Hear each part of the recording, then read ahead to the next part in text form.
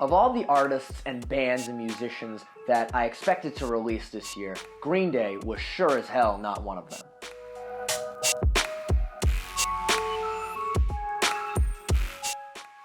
Green Day returns to the music scene with their 14th, yes, 14th studio album, Saviors. For those who don't know, Green Day is the punk rock band trio consisting of Billie Joe Armstrong on vocals and guitar, Mike Dirnt as the bassist and backup vocals for the band, and Trey Cool as the resident drummer for the band. The band has been around since about 1990, but two of their most notable releases would be Dookie and American Idiot. Green Day is one of those bands that delivers on that 90s punk rock sound of rock music, mixed with a little bit of protest in there, and nowhere is that more prevalent than on albums like American Idiot. Since the release of that album, however, we've seen a lot of hit or miss albums from Green Day, meaning they either are really good, like some albums like 21st Century Breakdown or Revolution Radio, or albums that really miss the mark and flop, like the Uno Dos Tres album set of releases. I am happy to report, however, that Saviors does not fall in that bad album category,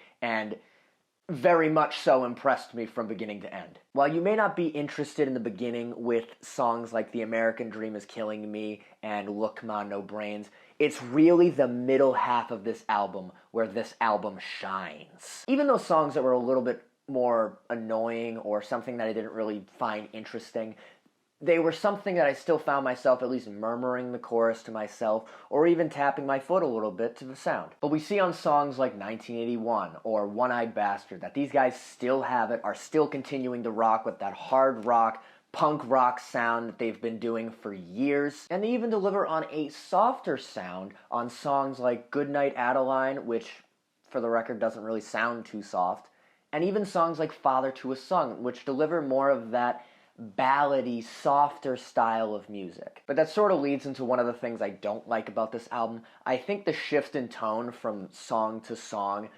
doesn't necessarily work here for me. You know, you've got that hard-hitting Strange Days Are Here to Stay, and then you go into a song like Father to a Son, and I'm all thrown off with the sound. In some instances, they even go back to that hard rock sound, which especially throws me off, but I personally don't think it's anything that detracts from the overall quality of this album. And I especially want to compliment Billie Joe Armstrong on this album. His vocals are unbelievable here. I think some of his most notable moments on here are Suzie Chapstick, Father to a Son, and even Fancy Sauce. While I didn't like that song, I thought his vocals were still very impressive. I am very pleased to report that this album delivers on something truly remarkable. I think this is something that you will certainly enjoy, whether you are a rock fan or a first-time listener. I think fans of rock, or otherwise, are going to certainly enjoy what they hear on this album. This was certainly one of those fun albums to listen to. I had a great time listening to it the whole day through, and while I think there are a few tracks on here that don't necessarily work, I think they're still enjoyable enough to not detract from the listen, and I think you're going to find something here that you truly,